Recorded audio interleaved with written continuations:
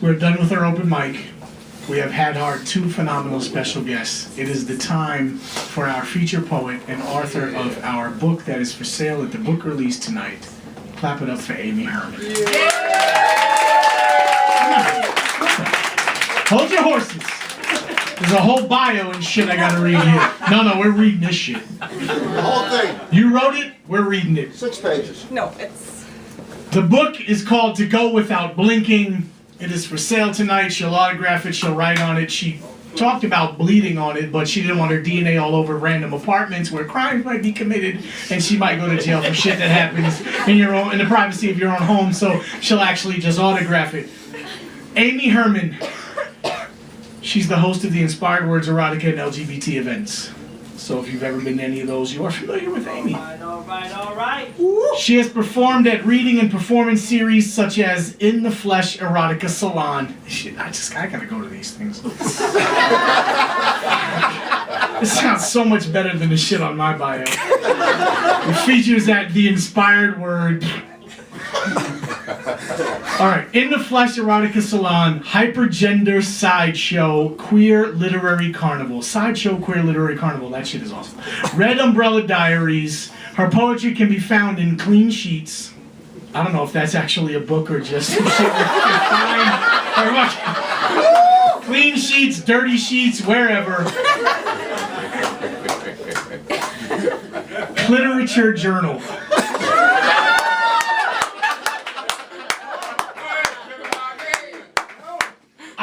This shit. This is Aimee's bio.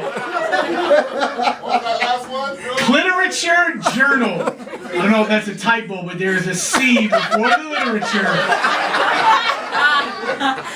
Are you recording this? Because I'm killing right now. Sorry, I'm taking over your bio. In Stereo Press and others. She can also be read in Hellstrung and Crooked. Yes, that's on Uphook Press. Clap it up for Uphook Press and any other books. Seed is on Uphook Press. Best Women's Erotica 2010. Best Lesbian Love Stories of 2010. Nice Girls and Naughty Sex. I'm getting a copy of that shit too. And the upcoming Women in Lust. She currently works as an erotica editor for Oysters and Chocolate. She can be found writing poems on her body in Brooklyn. Please welcome her book release tonight, an Inspired Word family member.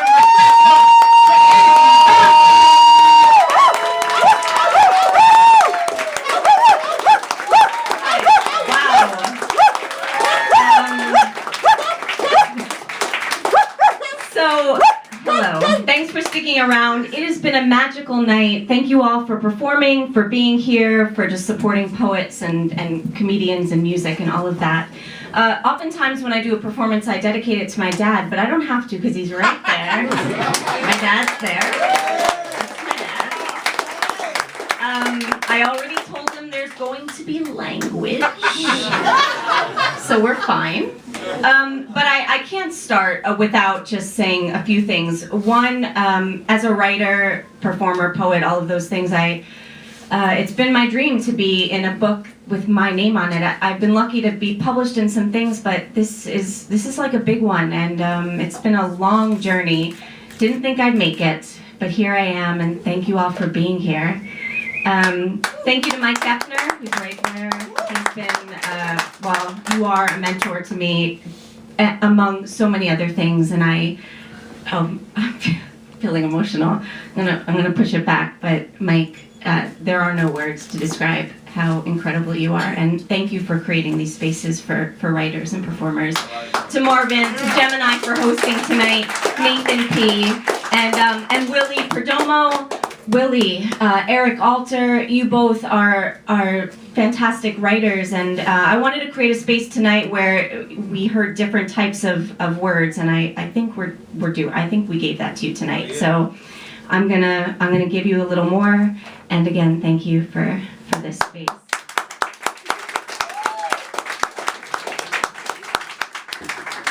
So I'm gonna dedicate this to JJ Hastane. Can you help me out here? Because I actually don't know how to snap. L is for the way you look at me. O is for the only one I see. V is very, very extraordinary. E is even more than anyone that I adore. I can love. Love grows inside me like a fetus that never moves on, that only develops fingernails and eyelids, but not lungs or cerebellum, that feels guilt for its preference to masturbate over conversate. Jesus Christ means get out of the way.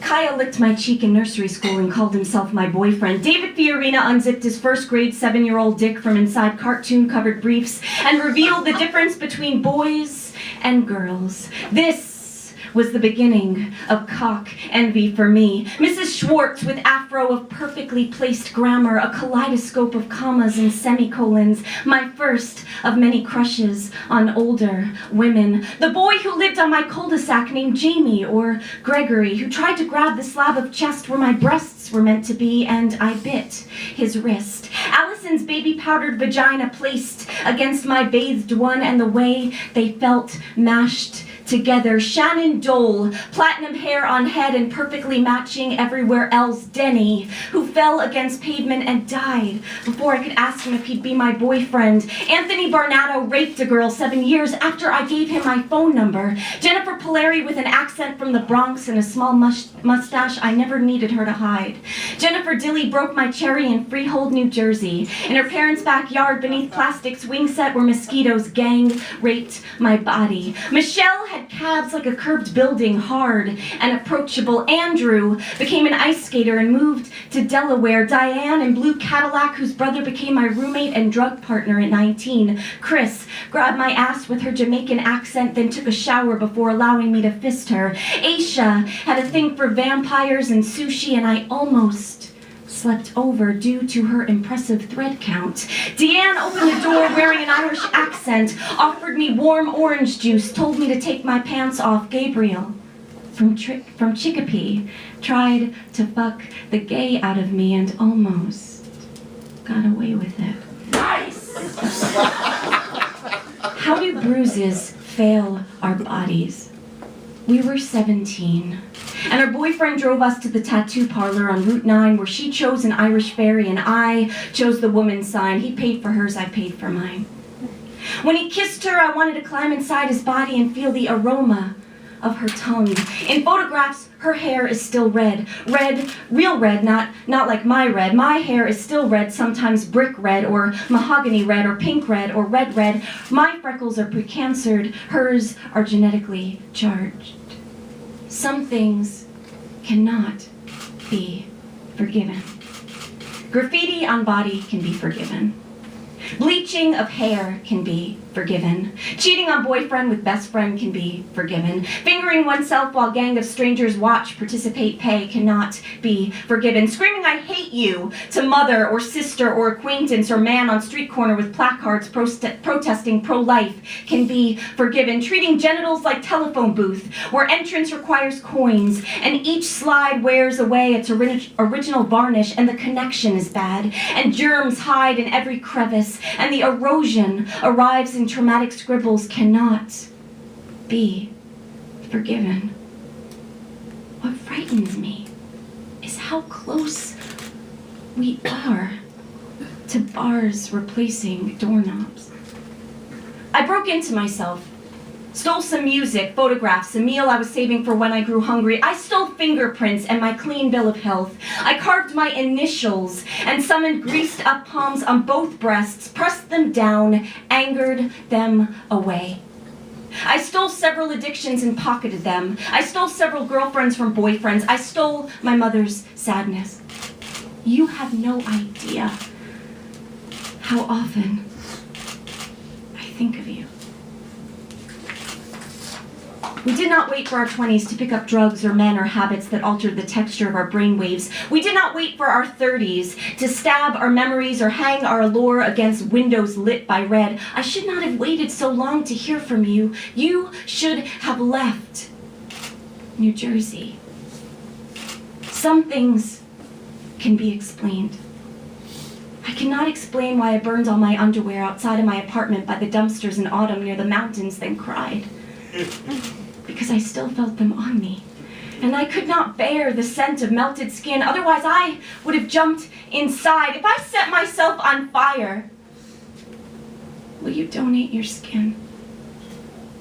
I cannot explain why I hoard pills still, or seduce medicine cabinets like women, batting my eyes at milligram content, grow wet as the side effects multiply and warning signs grow bold with cross and bones. Is it a disappearance if no one is looking?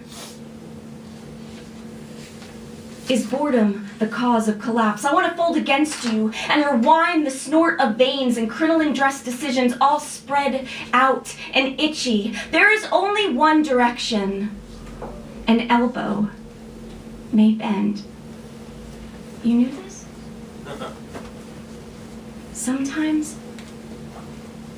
I wish I were straight enough to produce an unplanned pregnancy. You did not know this. To go without blinking creates sturdy retinas, flirt with disfigurement, confuse memory with medicine, grab hold of the ghost called body and begin this interrogation. My 19th lover needed a passport to come inside me. My first lover smelled of fabric softener and unfiltered cigarettes. My current lover has alternating genitals. I still don't know. I still don't know who I caught it from. Who did I catch it from? Who did I give it to? Who gave it? Who gives it? Who caught it? Allow space for binding, packing, a push down or spackle. This body of text practices trilingualism and contraction. Theories include gender confiscation and syntax dissection. Intricacy of a word like queer gets angry at leftovers. You see, straight women ignore me because I forget to match shoes to pants, and gay women ignore me because I don't look enough like one of them, and there is no need for paper distinctions, map assurances, stick on, peel off labels. The location of this text body may be found in Whitman songs and Prince remixes and compost heaps.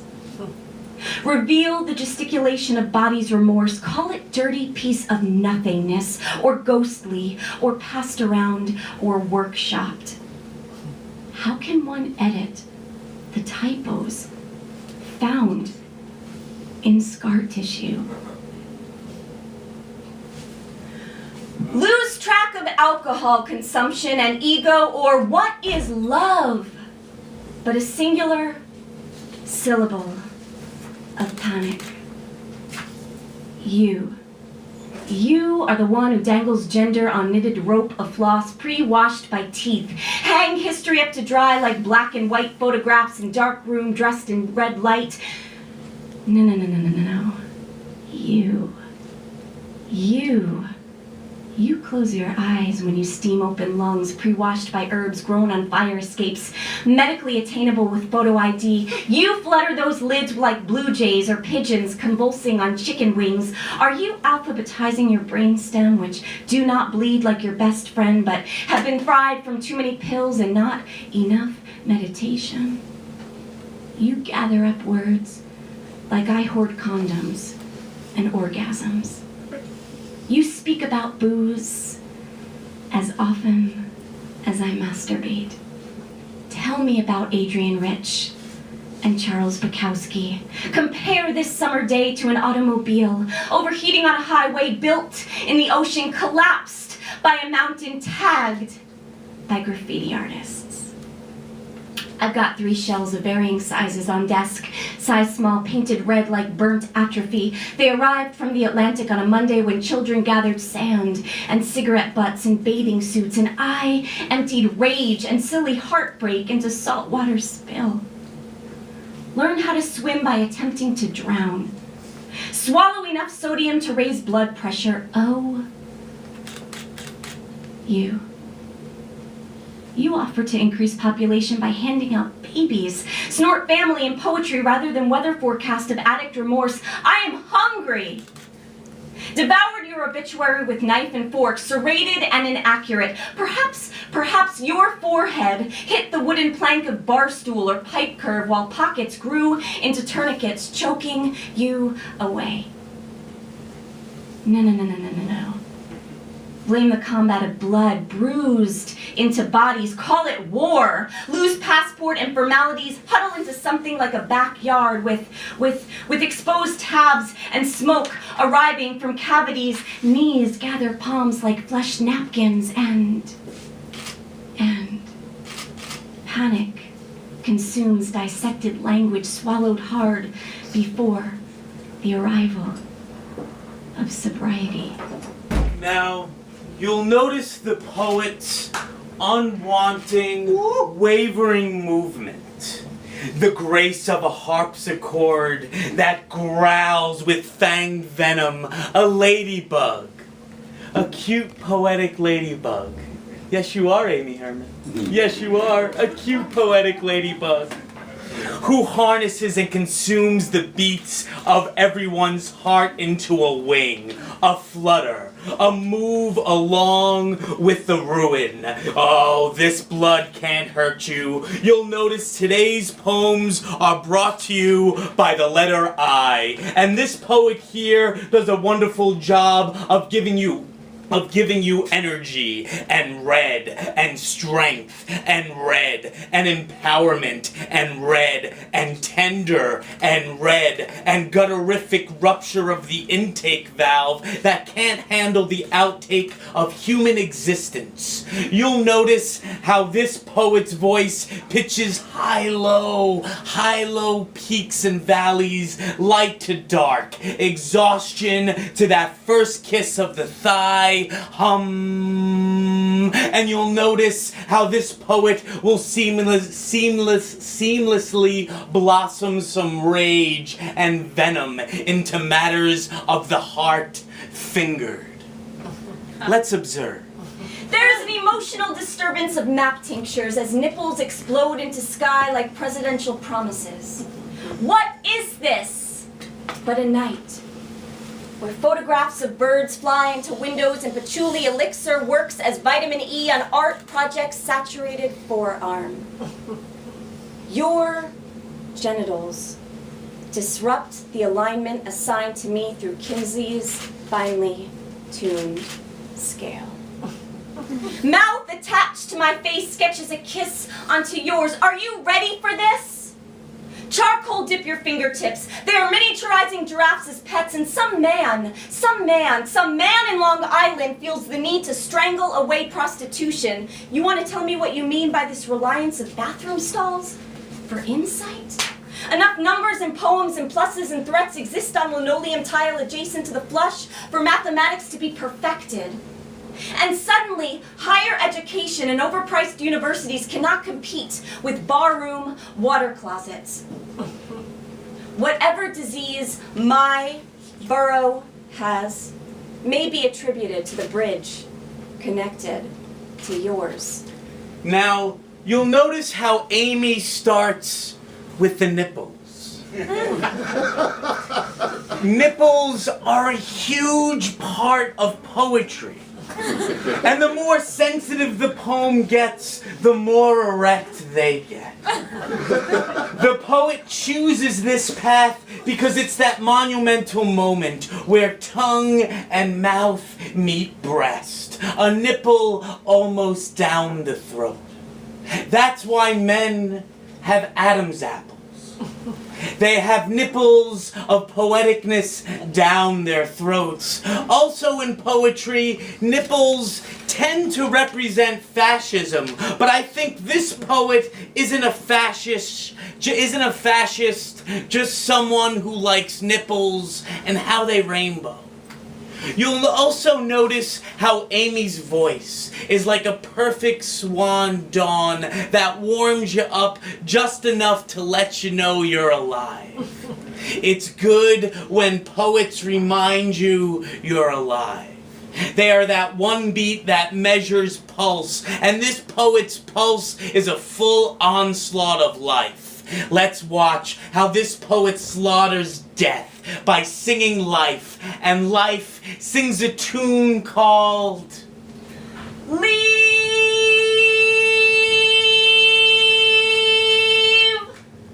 unmarked bones by the side of the house. Get your fingerprints all confused by recycled New York. Boys and girls expire early due to sociopathic side effects and the allure of camera angles. Love is vulgar enough to replace bathing, food binges, habits like hair removal and skull punches, grill marks on rib cage. Dear Mom, when I was 11, I tipped my toes into your bedroom and found a kitchen appliance in the drawer beside your bed where you also kept your pills and gardening shears when you trimmed your hairs at night and practiced surgery beneath your nightgown. And when I plugged it in, the appliance, not the scissors or pressed medicine, I heard the whir that I read about in Judy Blume novels. Dear God, it's me. And I'm debilitating arteries, vague antecedents, and confusing pronouns. It likes to be touched. She likes it pitted. They grab onto each other and rip it. What does it mean to yearn only halfway? Condemn linoleum. Question marks. Knee pads and ankle weights, motherhood, male contraception, New Jersey, fireworks, your hand on her breast, prostitution, feminism, four-wheel drive, personalized license plates, foster care, lactose intolerance, heterosexuality, loose-leaf paper, Republicans, uncivilized healthcare, gun permits, border restrictions, immigration laws, mountaintop removal. war, animal limbs, buckets of guns, Taco Bell, buckets of AIDS, burnt eyelashes, dental floss, heart palpitations, tumors, happy meals, happy feet, happy tumors, happy nostril flare, happy testicles, happy Lord Byron, happy hangnail, happy homosexuality, happy in the sense of sunrise. And that's all you can really hope for from a poet, a sense of sunrise. We're dying so softly, yet our poems are flourishing every day. When you snap a pencil in half, you still have a pencil in one hand and something to shank someone else's ribs with in the other. And that's how you write a poem. Lead in one fist, blood in the other. Thank you, Thomas Fucaloro. Your missing passport is inconvenient. An unpeeled trauma like banana skin against busy road is inconvenient. Falling in love with a poet is inconvenient. The way we disguise bodies can easily be defined as approachable or digestible. I don't want you to digest me. I want you to choke on the hairs covering my flesh like snarled secrets. I want you to be confused by my dreadlocks and atheistic tendencies. I want to confuse you by my grumbling scars and bent sexuality. Memory, all alone in the... Andy Fleming throws a three-piece dissected bee at me in science class. I am 12. He calls me a screen door, and I watch the severed insect slide down my paved chest. My three best friends have elevated breasts, regular periods, and body hair. They prefer tampons to pads and waxing to razors. There are no bras in my wardrobe. I wear undershirts.